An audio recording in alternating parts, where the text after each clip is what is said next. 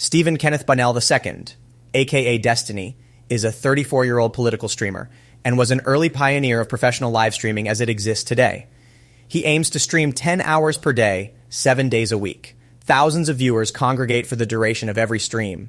His YouTube channel currently sits at 641,000 subscribers and averages over 10 million views per month. He is not public about his income, but I'll disclose that I earned around $3,500 a month on YouTube with close to 40,000 subscribers and a fraction of Destiny's audience engagement level. As with other streamers, Destiny's additional revenue streams include merchandise, sponsorship deals, and donations, usually in the form of chat donations on his personal website or super chats on YouTube. Audience members can pay to have Destiny react to their chat messages in real time. The more they pay, the more likely he is to react. Because of the semi-accessibility of creators and the sheer volume of content, live streaming is an addictive medium. Put plainly, Destiny's most dedicated fans watch him for several hours a day and give him hundreds of dollars per month each. According to a 2019 demographic survey of 1,400 Destiny fans, conducted by a community member, 6% are 14 to 17 years old, and 75% are 25 or under. 93% are male, and 73% are white. Destiny's audience trusts him to slice through irrational political discourse with ice-cold utilitarian logic. They identify with him strongly, adopting his positions and even his speech patterns, and they have a reputation for harassing Destiny's ever-growing list of ex-friends and enemies. This report aims to paint a broad picture of Stephen's public and private abuses of the substantial power afforded to him by YouTube, his colleagues, and his audience. I will present examples of the following dynamics, which are disturbing individually and worse when combined. 1. Unequal sexual relationships. In the last decade, Stephen has formed dozens of sexual relationships with small streamers who benefit enormously from their associations with him, especially when they appear on his stream. Frequently, these are women who suffer from mental health issues and have expressed suicidal ideations or even been hospitalized for suicide attempts. In 2020, Destiny himself explained why using your platform for sex with smaller creators is unethical, saying, let's say that I have a podcast, I got 30,000 viewers. Let's say that there's a girl that messages me. We talked a little bit, she really wants to be on. And I'm like, yeah, cool. Like, you really want to come on my podcast, blah, blah, blah. I could probably start sexting her and she'll probably give in and send me nudes and shit because she doesn't want to lose that opportunity. She might not actually want to. She might not be into it really at all. But if I start propositioning her, if she says no to me, she might worry like, fuck, if I say no to this guy, I'm not going to make it on that. Yeah, I think it is wrong. Yeah, I don't think you should. Nobody can ever know if you're actually that kind of person. That's why it's a very hazy area where you can't really consent in that situation because you don't really know if this guy's going to fuck you over if you say yes or no to them if they have that big position of power over you. Power. 2. Retaliation. Stephen mobilizes his highly involved community, called DGG, to harass those who criticize him, including small streamers he has had, or even still has, sexual relationships with. He has leaked nudes, threatened to leak nudes, secretly recorded and leaked private conversations, and directed his audience to participate in the doxing of a small streamer he was in a sexual relationship with. In 2011, he even planned to kill a teenager who'd sabotaged his ability to stream. Destiny has acknowledged his bullying behavior. In a 2020 stream, trans creator Demon Mama told Destiny, my Twitter was a nice peaceful haven, and then one interaction with you, and I've got people dropping T-slurs on me, F-slur, someone telling me I should be hung for being an F-slur. There's just this pattern that keeps happening with your behavior. Destiny responded, cause a lot of harm, I hope against certain people that maybe they're bullied off Twitter because there are a lot of toxic fucks on this platform that make it a horrible fucking place to be around. On March 15th, 2023, in a Twitter argument with Ryan Beard, Destiny wrote, you're hopping into a bandwagon of people accusing me of being a rape apologist because you're still upset that I bullied you off the internet a year ago. Don't play stupid. You know exactly what you're doing. 3. Sadism. Stream guests, including Destiny's sex partners, are routinely pitted against each other in emotional gladiator matches over which Destiny presides as the ostensible voice of reason. Destiny frequently expresses joy when others are distressed, even if the distress is severe and accompanied by talk of suicide, and afterwards his audience takes to Reddit and Twitter to revel in what they euphemistically call drama. Hassan Piker, now a top Twitch streamer, made his start in Destiny's community before a public falling out. In 2022, he said to his viewers, I'm not going to rebuild the bridge, bro. No, there is no bridge to be fucking rebuilt. Too many years of him fucking farming content off my ass, trying to get me to turn into a fucking lol cow. I would have probably killed myself if I wasn't able to fucking completely escape the grips of Destiny's community. Straight up, 100%. By farming content, Piker means Destiny was intentionally causing him distress as an easy way to entertain viewers. A lol cow is a disgraced internet figure whose misery attracts an audience of sadists. When asked for an interview for this report, Piker declined, saying, "My abusive experience is extensively documented and endlessly retconned by DGG." 4. Narrative control. Stephen's penchant for deception and his astounding dedication to silencing critics makes it difficult for newcomers to understand how his system of content creation operates. Criticism is frequently banned in his subreddit, Discord, and audience chat. Smaller streamers who leech off of his audience, referred to as orbiters, I was one of them, act as PR tentacles and will go to great lengths to stay in Stephen's good graces. To shut down criticism outside the community, or misinformation, as he puts it, Destiny tells his audience, if you see something, say something. The above behaviors are not permitted in most professional environments, yet they are allowed on YouTube, except perhaps calls for harassment. But Destiny lays down a foundation of plausible deniability wherever he can, and this allows him to fly under YouTube's radar. Who am I? I'm a streamer, rapper, video essayist, and occasional writer. I've made provocative content all my life, but most recently I'm known for projects such as the MrGirl Real Doll Review, a disturbing and pornographic personal documentary about how a sex doll affected my relationship with my girlfriend Shay Lynn, The Gender Narrative, a nonpartisan video essay about how we talk about gender, and my Cuties review, infamous because I said that the twerking 11-year-olds in the film were hot. That last project inspired thousands of white supremacists to send me death threats. But I can say without hesitation that the harassment I've received from Destiny's community has been worse. Since 2020, YouTube has banned and unbanned me once per year, though my current ban has lasted the longest at 6 months and may well be permanent. In 2007, I was arrested and barred from the University of Colorado campus for 2 months for telling my classmates we should empathize with the Virginia Tech shooter. The charges were dropped.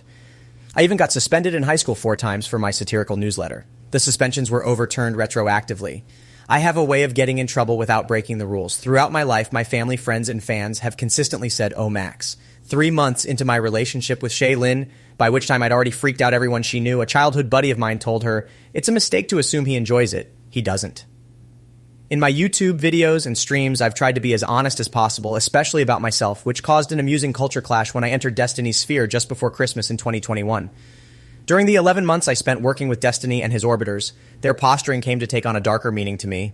I now see it as cover for serious abuse.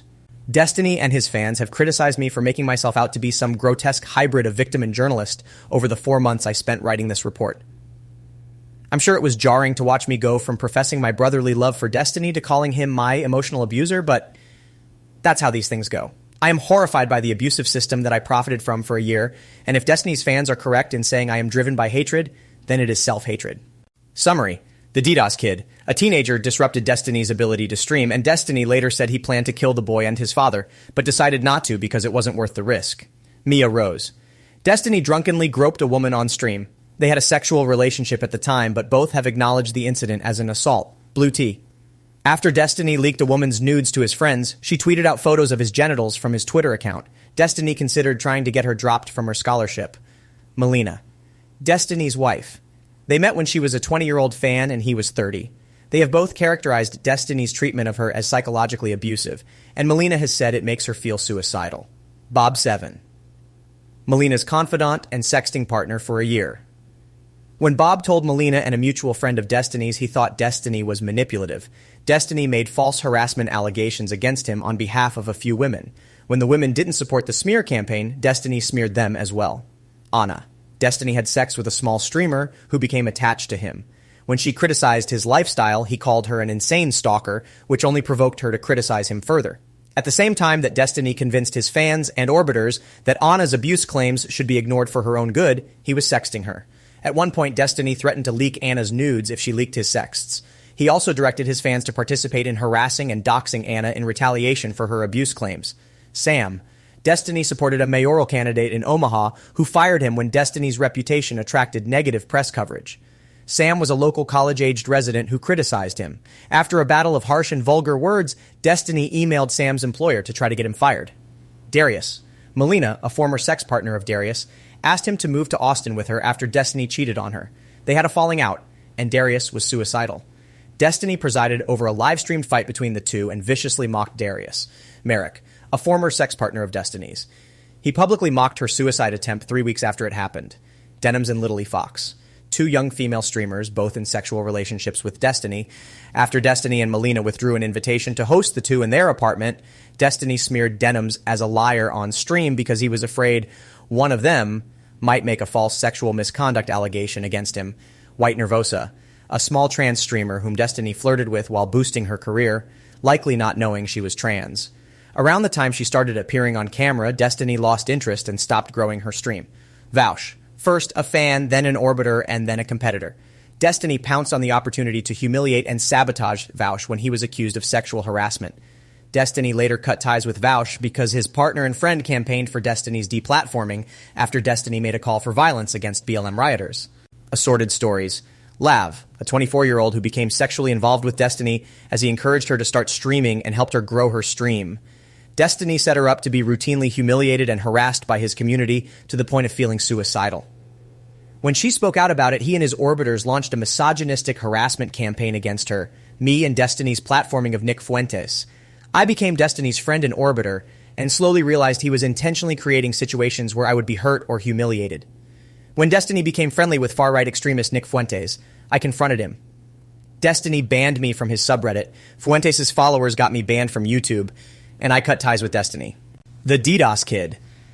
In the spring of 2011, a teenage boy used a paid service to intermittently flood Steven's IP address with junk traffic, known as a DDoS attack.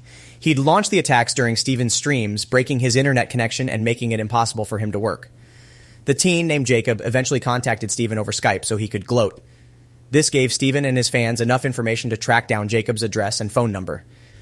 Steven called Jacob's phone and demanded to speak to his parents. When Jacob refused and blocked his number, Steven called again via Google Voice and, according to his own retelling, started sending him pictures over Skype of his sister. According to Steven, Jacob's father sent Steven an email denying the extent of Jacob's harassment and even suggested that Steven befriend Jacob rather than fight him. Instead, Steven crafted a plan to kill Jacob and his father. He later explained on stream, "Oh, I did troll the shit out of the DDoS Kid. That's a guy. That's one of the people.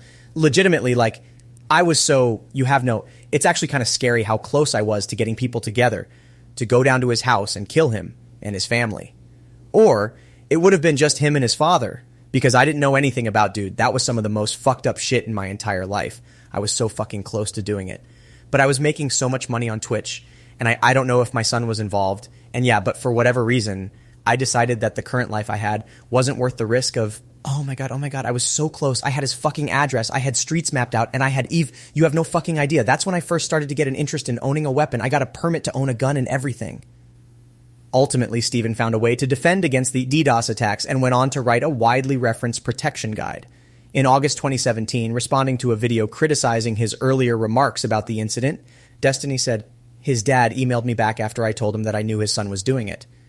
His first email was denial, I think. And then after I confronted him again, his next email was basically saying that his son was very intelligent, that I would do good to befriend him, and that I shouldn't say mean things about his family. Basically, the father had shirked all responsibility. He wasn't assuring me whatsoever that he was going to keep his child from doing anything again. And then later on, he sent me another email claiming that his whole family of lawyers was going to take me to court and send me back to carpet cleaning because of the mean things that I was saying on his son online. So on top of all of this going on, I had had 3 independent interviews with the FBI trying to figure out how to stop this from going on. Of course, every interview with the FBI dead ends as soon as they found out you play video games because they no longer take it seriously, even if you state that you've lost over $5,000 in business. So I never had anything there. So I guess if you put yourself in my position, I'm pretty much being forced out of work by a person at their leisure for whatever reason, and I'm just losing thousands and thousands of dollars. I can't pay my bills. I never got that bad where I couldn't pay my bills, but like I'm losing thousands and thousands of dollars. I can't work. I know where the kid lives. I know all of his information.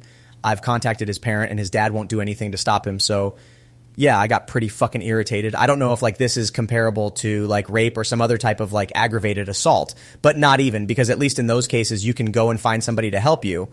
But I was completely out of luck here. I would just have to sit in my house and watch my internet connection get roasted every single day. I wasn't able to stream. It wasn't right.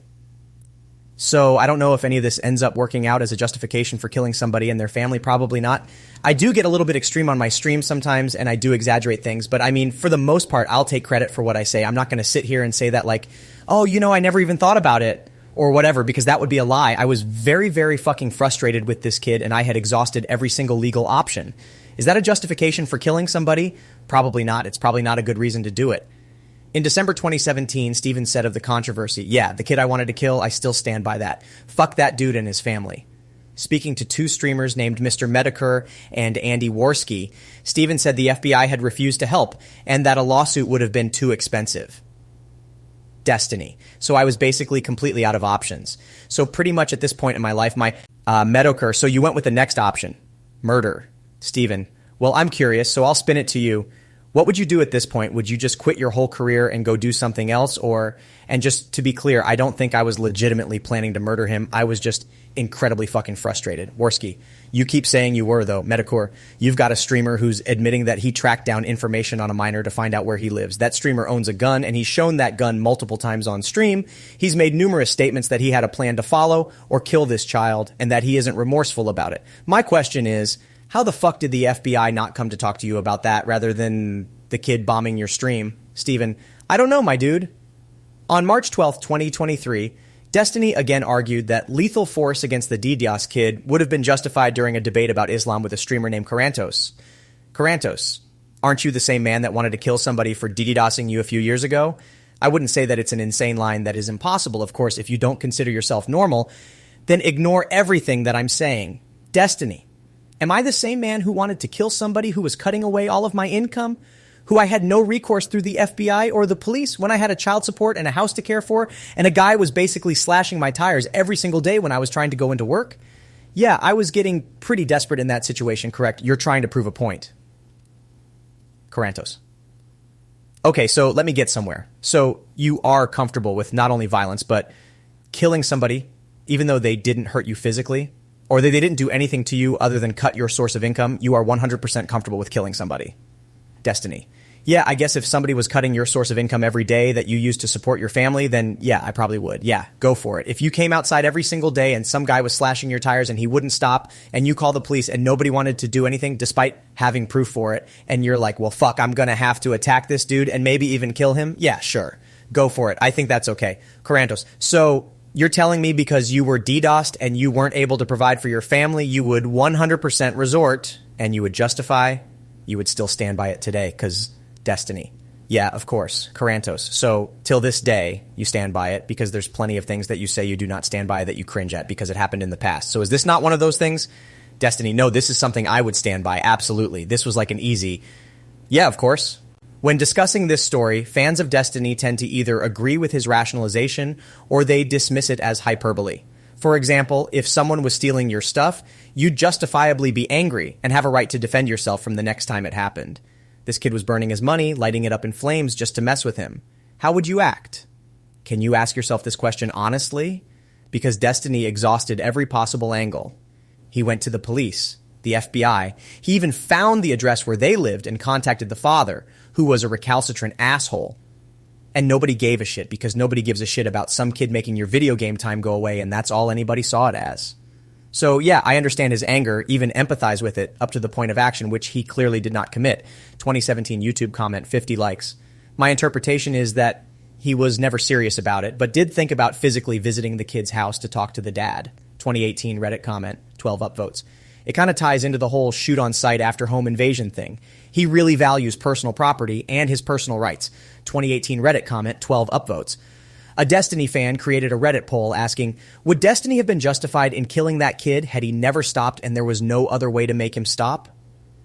312 people voted no. 199 voted yes.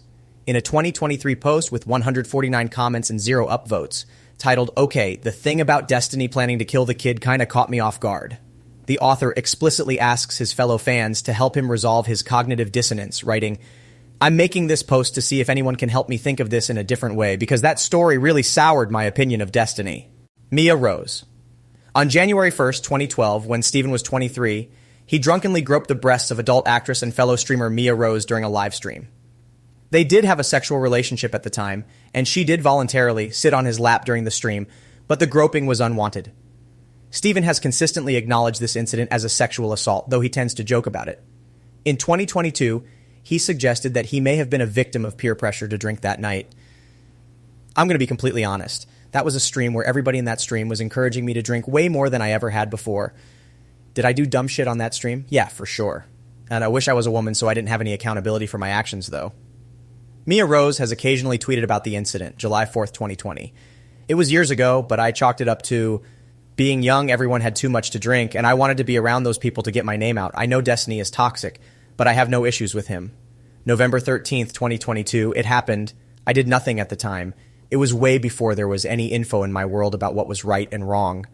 I thought I had put myself into that situation. But at the end of the day, he did assault me. He had apologized, and we left it alone. On March 14th, 2023, Mia Rose tweeted, "Would love an apology. I don't think he ever will.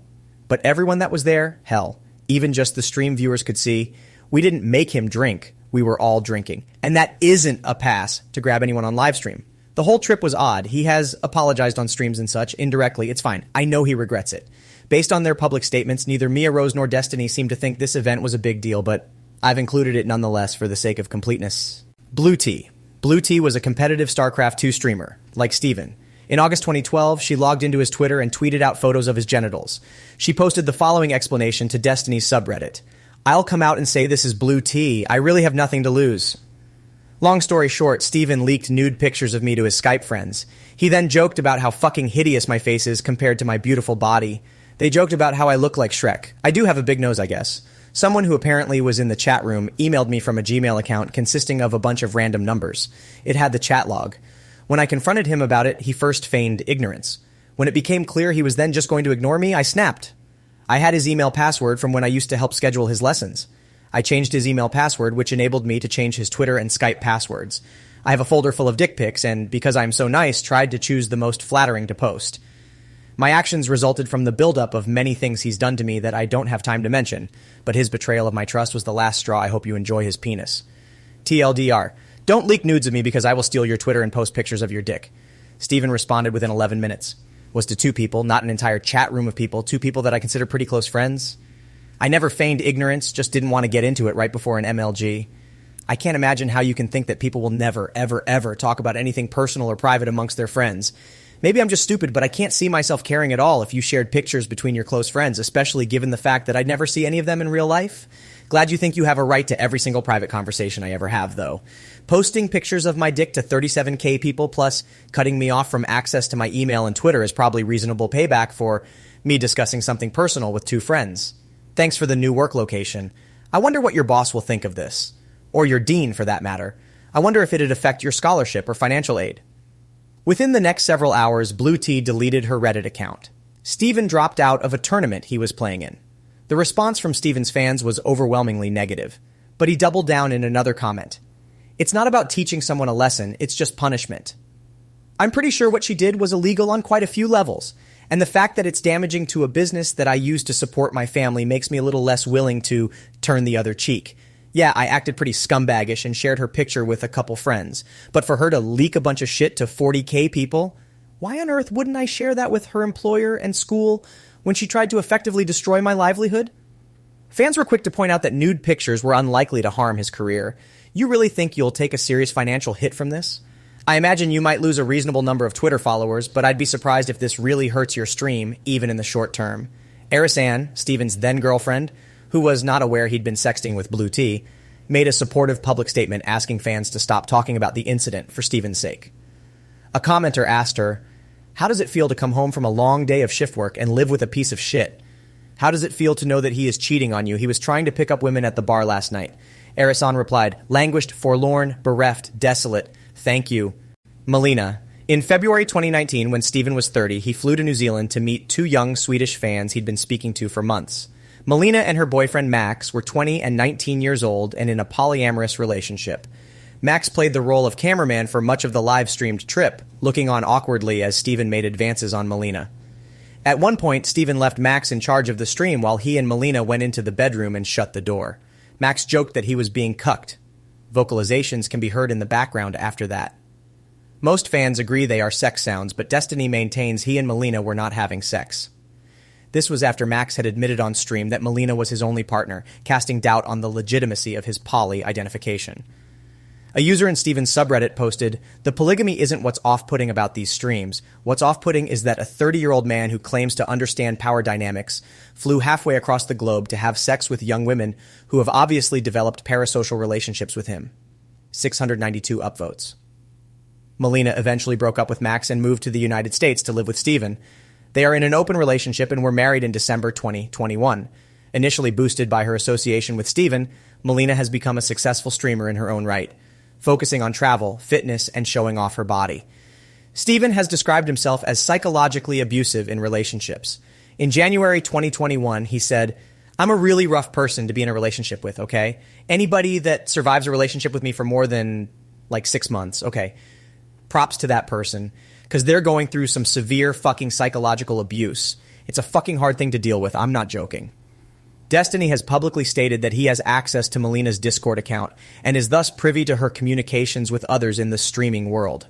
On January 14th, 2021, Destiny said on stream that they both have access to each other's DMs, but that Melina's jealousy may dissuade her from reading his. In 2022, Destiny was revealed to be hiding a serious affair, as well as a sexting relationship from Melina, both of which used Discord DMs as a primary form of communication. Friends and viewers of Steven have voiced suspicions that he sometimes impersonates Melina by sending private messages from her account. Melina has told multiple people that the pain of their relationship drives her to thoughts of suicide, and these conflicts frequently spill out into public view. Bob Seven note, this report is agnostic as to Bob Seven's character, or whether he sexually harassed any women, and this section is included to highlight Destiny's behavior and use of his platform. Before my first conversation with Melina in January 2022, Steven leaned into the doorway behind her and said, "Don't let him mind fuck you." I couldn't understand why he'd said that until I did my research for this story. Bob Seven, a small streamer, was Melina's confidant for most of 2020 when he was 25 and she was 22. His ostensible goal was to improve her mental health, and he compared their relationship to that of a therapist and a patient. They also sexted. Melina shared intimate details of her relationship with Steven, including how his treatment of her made her feel suicidal. She also told Bob private stories about Steven's past. Believing that Steven was manipulative and abusive, Bob encouraged Melina to either confront him or leave the relationship. One time when she did confront him, Steven asked if the confrontation had been Bob's idea. Eventually, Melina fell in love with Bob, hinting that she would only be able to leave Steven if she had another relationship to flee to. Bob was not interested in Melina. He was, however, interested in Bose, the 28-year-old female streamer who was also dating Steven. Bob and Bose became fast friends, gossiping daily about the dysfunctional relationship between Steven and Melina. Sometimes the gossiping took the form of Bob actively warning Bose about Steven's manipulative nature and telling her the secrets he'd learned from Melina. You may have figured this out already, but Melina isn't fond of sharing Steven with other women, and Steven doesn't like to deal with the emotional backlash from Melina. But because of Bob's meddling, Bose and Melina had come to hate each other, and both were wary of Steven. Eventually, the two women would meet and compare notes on Bob. They realized he was prone to shit-talking behind each of their backs, and decided that it was he who was manipulative after all, and not Steven. Apparently, it didn't occur to them that both men might be manipulative. Bose bluntly informed Bob that she no longer wished to be friends. Melina confronted him about degrading things he had said about her, like saying her stream was best watched with the sound off. Bob's grip on the women in Steven's life had finally been loosened. At this point, Steven decided to use his platform to destroy Bob. On January 3rd, 2021, Destiny engineered a group call including 6 women who knew Bob and, with the help of one of the women, secretly recorded the others talking about their experiences with Bob. Destiny's opening salvo was a January 4th, 2021 stream uploaded with the title Bob 7 Allegations Involving Melina, Big Boss Bose, Peach, and More, in which he painted Bob as a malicious womanizer out to torpedo Steven's personal relationships. During the stream, Steven described his strategy for gaining control of the situation. "I play a little Death Note game where I'm having Melina send certain messages to Bob, and now I'm reading messages between Bob and Melina because I can read Melina's DMs. Bose is sending me messages between her and Bob so I can read those." He ended the video with a threat, should Bob attempt to defend himself. If push comes to shove, there is a lot of really, this is all kind of dumb shit. There's a lot of really fucked up shit that Bob Seven did that even people in his personal life don't know about. That's really fucked, but that will probably never see the light of day. I shouldn't actually say that because now I'm teasing it. But if Bob Seven decides to try to make some response video, vindicating himself, I'll probably just nuke that shit from orbit. Bob countered with a 40-page document containing dozens of screenshots to paint a picture of Steven as an emotional abuser, trying to shut down Bob's genuine concerns about the women in his life. This was fairly successful, and had Steven uncharacteristically on the defensive for a moment. But with Steven's second and final attack, Bob's fate would be sealed. The video, streamed January 17th, 2021, was titled Bob 7 Manifesto, Addressing My Allegations. It currently sits at more than 700,000 views. In the video, he read aloud a document he'd written titled The Bob 7 Manifesto, which again painted Bob as a slimy sexual harasser. He also played clips from the January 3rd call, some of which Destiny had edited to make them more damning of Bob. 2 days before the stream, one of the women who'd been secretly recorded in the January 3rd call released a statement recanting the allegations Destiny had publicized in his first video. Hours before the stream on January 17th, she pleaded on Twitter to be left out of Destiny's upcoming second strike. The following is a message to Destiny. I have no way of contacting him myself, so I have to post this publicly. Hi, Destiny. This clip came into my knowledge this morning. https://clips.twitch.tv/inquisitivedet Pizza Osloth. I just wanted to let you know that I do not consent to any public spreading of any call or recording I am in. I do not wish to be in any part of what you plan to release, and doing so will be without my consent. I do not want to be part of this further at all. Please do not harass me. Thanks, Ophelia Bear. Destiny ignored her request, opting instead to poke holes in her statement exonerating Bob. Referring to her as Ophelia the Manipulated, Destiny said that Bob had manipulated her into withdrawing her allegation that he'd sexually harassed her. At the end of the section, he wrote, I would like to make it clear that I do not really hold Ophelia Bear personally responsible for her 180. I think that she is a victim in all of this, and Bob 7, Casey-tron and Minx have played a role in her manipulation, convincing her that it's in her best interest to side with Bob 7 here. Ellie Moon, another woman on the recorded group call, complained about Destiny using her name in his video. Destiny claimed that Bob had leaked one of Ellie Moon's nudes, which Ellie Moon did not believe. On January 18th, 2021, Destiny wrote in his public chat, redacted one is Ellie Moon, by the way. If you guys wanted that, what a snaky piece of shit might release her unedited, unmasked audio later. Literally every single girl ended up flipping sides except for Melina, Pichachu, Bose, and Arisan, just my original friends. Destiny had sexual relationships with Melina, Bose, and Arisan. The same day, in a streamed confrontation between Destiny and Ella Moon, they had the following exchange. Ella Moon, shut the fuck up, dude. I said, leave me out of this. Destiny, I never mentioned your name. Nobody knew you were here until you tweeted it, honey. Ella Moon, oh my God, talking to a groomer, talking about Bob being creepy when you started dating Melina when she was 18 and you were 40 million years old, actual weirdo. Destiny, dude, I know so much personal information about you. Why are you trying to take shots at me right now? Are you serious? I don't want to sound like I'm threatening anybody, but you should slow down on the personal insults. Because you're way out of your league, dude. You are way the fuck out of your league.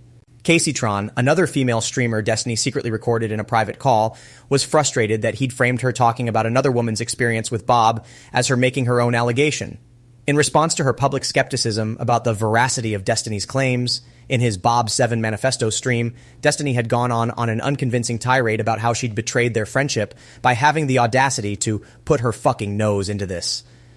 A January 21st post in Destiny's subreddit titled, Casey-tron defends Bob 7 behind the scenes, saying harassment allegations are lies, earned 553 upvotes. The top comment, with 210 upvotes, reads, Casey, all you had to do was stick your head in the sand and fucking ignore the drama and let Bob 7 go down in flames. You didn't have to get involved at all, but you threw yourself into the coffin while we were lowering Bob 7 in for pretty much no reason. I hope it was worth it. Destiny's video was compelling enough to tilt public opinion back in his favor and destroy Bob's reputation. Bob released a 60-page document along with a 9-hour response video meticulously detailing all of Destiny's inaccuracies and misleading audio edits, which Destiny ignored. Destiny's audience and adjacent communities, having bought into Destiny's version of events, also ignored Bob's response, leaving it largely unseen. Bob did attempt to return to streaming, but he has since deleted all of his stream VODs and videos made after October 20th, 2020. I included Bob's story because it shows Destiny's willingness to use his platform to crush his girlfriend's best friend for personal reasons, and then to lash out at the women who refuse to be used as pawns. I also relate to this story on a personal level. Last summer, in August of 2022, Melina reached out to me for emotional support. She told me essentially the same thing she told Bob, and asked me why Destiny treats her the way he does. We spoke a few times, but essentially I said I thought Destiny was a very guarded person and that she should discuss it with a therapist. Unlike Bob, while I was pretty worried about Melina, I didn't think I could do much to help her, much less while sexting her. I've tried that before in my life, to no avail. I also had a sense that I was perilously close to an invisible line. When you upset Destiny, you don't get an angry DM, you hear about it the next day on his stream. Anna. Destiny shows MrGirl DMs.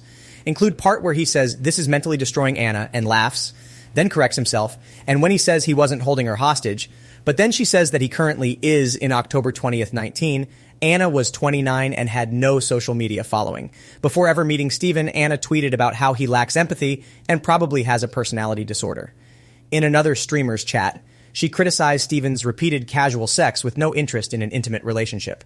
By January of 2020, she had somewhat warmed to Steven.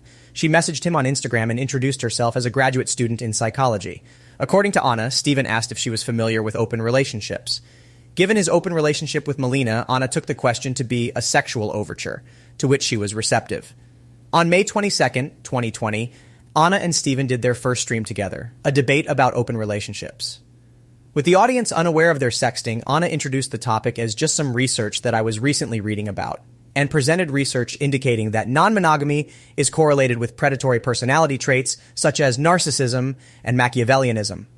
They soon did a second stream about altruism, in which Anna argued that doing things for other people increases psychological well-being, in my opinion because she wanted to challenge Steven's lack of empathy. That summer, Steven proposed that he visit Anna for a week. Anna agreed, but she expressed concern that he would grow distant or even cut her off after they had sex. Steven assured her, "I understand the concern, but that would be a huge time investment just to hook up with someone XD." A week before the scheduled meeting, Anna and Steven did a third stream, a debate about whether dark triad antisocial personality traits are correlated with open relationships. For the first 90 minutes, Anna tried to convince Steven that people in open relationships have trust issues and avoidant attachment patterns. Not taking the bait, Steven kept the conversation intellectual. Anna commented that his judgment might be impaired because the topic hits close to home. Steven called this a power play, and they argued about it for 2 hours. Eventually, Anna started crying and told him he was being abusive. At the end of the 4.5-hour conversation, Anna said Steven should ban any chatters who called her abusive and manipulative, and he politely avoided the suggestion. In mid-August, the week of Melina's 22nd birthday, Steven and Anna spent several days in a hotel together. They had sex, talked, and he did his normal streams from the hotel room. Despite an agreement to keep the visit a secret, Anna briefly streamed from the hotel room as well, effectively outing their sexual relationship. She would later claim this was unintentional, but I'm skeptical. Anna has described Steven as having a revenge kink where manipulative dynamics involving lying and blackmail are fetishized, and I mention it now because the rest of this story will make a lot more sense if you are aware of this. At the end of the week, Steven left to join Melina in Sweden. From the airport, he messaged Anna, "Okay, about to board my first flight. Thanks for the past few days. Anna, I had a lot of fun," smiling emoji. She replied, "I did too." Steven heart emoji, "Have safe flights. Talk to you later." But the next day she wrote, "Oh boy, I'm pretty sad. It just kind of hit me today out of nowhere, sad emoji. I also feel angry with you. Because you did make it sound like you're more poly and willing to date other people. Your lifestyle choices are extremely abnormal and not at all like most poly people. I mean, do you really just see me as a friend still? How is that even possible to be that callous and cold, Steven? I don't want to believe that you are." He replied, I mean, as a friend still. I mean, what do you mean? I mean, sex stuff aside, having met you in real life and talked and gone around and stuff, you're definitely a way closer friend than you were before, for sure." Anna responded with several messages containing increasingly sharp criticisms, culminating in the fact that you feel entitled to get sex from tons of different people, but not have to meet their emotional needs, which are sexual needs, is textbook narcissism. It's extreme entitlement and selfishness that enables a person to treat other human beings the way you do. It's morally reprehensible. Over the next few days, Anna sent dozens of anxious and critical messages, with little response from Steven. Eventually, he would be warm again, even flirtatious, but not consistently. Meanwhile, Steven's fans were putting the pieces together. From Anna's stream chat, they asked if she'd slept with Steven during his trip. She giggled and said they shouldn't ask her that, which many took as confirmation of their suspicions. Not receiving the promised attention from Steven, Anna sent him Psychology Today articles about stonewalling and narcissism. She also criticized what she perceived as his sociopathic vindictiveness, in part because of a story he'd told her and others about how he once lied to his ex's boss to get her fired from her job. On one of her own streams, she criticized Steven for moving across the country from his son.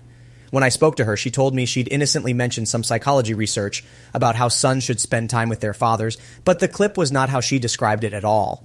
In reality, while reading a chat message saying Steven was a good father, Anna burst into mocking laughter before saying, "Yeah, because we all know to be a good father, the best thing to do is move 1,000,000 miles away from your son. I'm going to stop before someone clips that shit." Someone did clip it, and on October 5th, 2020, Steven did his first Anna attack stream. I have had some clips linked to me today. I don't normally torch bridges unless other people want to do it first, in which case, fuck it. He played the clip of Anna calling him a bad father and launched into a play-by-play of their relationship, mostly complaining that she had messaged him relentlessly after they had sex. One chatter asked, "Destiny, why are you doing this? What do you gain out of publicly ridiculing this girl?" Steven replied, "I'm not trying to. The problem is she just keeps saying really fucking rude and disgusting shit about me on her stream. It's really fucking irritating. She doesn't realize how fucked in the head it is." He read aloud some of their DMs. He'd also provided some screenshots to his hungry fans, and accused Anna of victim-blaming Steven for a past relationship in which he claims his ex was physically abusive. By the end of the stream, the chat had made hundreds of angry and critical comments about Anna. "You literally slept with a psycho." Anna heard about the stream soon after it happened and messaged Steven that night. "Why would you do this? I'm freaking out. Shouldn't you be reported for outing my private sexual details?" At 4:05 a.m., "I'm just really so sad, Steven. I trusted you to talk with me about how you were feeling about me. Also, I'm sorry for all the messages, but I've been freaking out and panicking for hours." The next night, "I can't tell if this is you just wanting some space or is this you cutting off the friendship. Silence doesn't communicate anything." The following day, October 7th, Steven agreed to talk to Anna again, on stream. Before the conversation began, Steven was nervous and fidgety. Steven asked his friend Dan, "Do you think I should hash it all out on stream?" Dan answered, 100%. Dan Saltman is a family man and a recurring character on the stream. "I feel like there's a non-zero chance that this person would actually kill themselves. That's the only reason why I feel like it's probably not a good idea," Steven said. Dan pressed him, "You have to, though. It's not going to end, and it's just fucking cringe for everyone else." "Well, I feel like at this point I'm literally capitalizing on somebody else's mental illness for my profit." And with that, Steven added Anna to the stream. Steven repeated his complaints about Anna's endless critical messages about his psychology, and they argued about whether Anna has the right to publicly call Steven's sexual relationships abusive, with Steven saying, "You're not allowed to express concern with any of my personal relationships that I don't want your opinion on." Steven also defended his tendency to retaliate against others. "When you say you've left a trail of destruction behind you, the implication there is generally that I'm traumatizing or abusing or hurting people that otherwise don't deserve it." Anna, "Nobody deserves that. How could you say that?" Steven, "Because sometimes people do real dickish things, and I think if you do dickish things back, it's not the worst thing in the world." Anna, "That doesn't give you the right to do anything back at them. That gives you no right to retaliate." Steven, "Yeah, we're not talking about who's right. First of all, I have the right to do anything I want. Okay, fuck that." Anna, "No, you don't. See, right there. Entitlement." Steven, "That's not entitlement." "Wait, what do you mean? As long as I'm not hurting anybody else, I have a right to talk about or do anything I want." Anna, "Okay, well, you just said you have a right to do whatever you want." Steven, "Wait, what did you think I meant with that, Anna? Did you think I meant I should be able to shoot somebody or punch somebody or choke somebody? Do you really think that's what I meant with that? Is that the read we're going with here?" Because Anna felt obligated to keep Steven's secret about getting his ex fired from her job, his fans were clueless about the context of this argument. Another creator, Linus Tech Tips, jumped in with a lukewarm defense of Destiny's vindictiveness. Linus, "Wait, Anna, are there varying degrees of abuse? Like, is there a greater and lesser form of abuse?" Anna, "Linus, you cannot. You seem like a really nice person. You cannot, seriously." "Oh my God." Linus, "I haven't said anything. I'm just asking you." Anna, "Sure, yes." Linus, "So it could be that maybe when Destiny is retaliating, is it a little bit abusive?" "Right, it's a little bit abusive, but is it?" Anna, "It's still abusive." Linus, "Yes, it's still abusive, but maybe in the context of Destiny being a streamer and Destiny being an entertainer and these being public conflicts and Destiny's desire to drum up attention. These are things that a normal person doesn't interact with, right? You can't prescribe these things that you would talk about in a normal, intimate relationship to someone who has a wide public image, right?" When Anna asked Steven if he thinks he's harming people, he replied, "Yeah, probably, but if they're inflicting harm onto me, I don't really care that much." Anna, "That's what concerns me." Steven, "Oh my God."